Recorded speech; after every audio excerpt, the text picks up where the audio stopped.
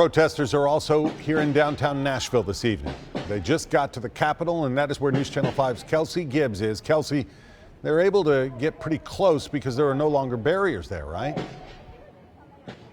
That's exactly right, Roy. We're actually in the middle of the street right now because cops have allowed these protesters to be out here nearly for 3 hours, and they have yet to leave. Now, just moments before, they were literally in front of the Capitol doors. On the other side, we saw Tennessee Highway Patrol troopers. Troopers have now left the building, but while protesters were there, they stayed inside. It was almost like a standoff. The protesters say they are about to head home, but for a while, again, both of the groups were just staring at each other while protesters were chanting, "No justice, no peace." The march started around 6:45 from East Nashville, around downtown Nashville, Lower Broadway, and right to the Capitol steps, and now the plaza, what they call the People's Plaza.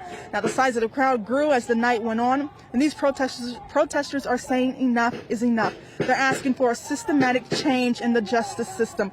This protest, again, comes after a former police officer was indicted only on first-degree wanton endangerment charges for his actions on the night Breonna Taylor was killed by police. Now, again, like we said before, two officers who fired the shots during the March raid were not indicted, meaning no officers were charged with Taylor's killing. Now, you'll hear later in the show that we did talk to a lawyer who also has several questions about what's going on.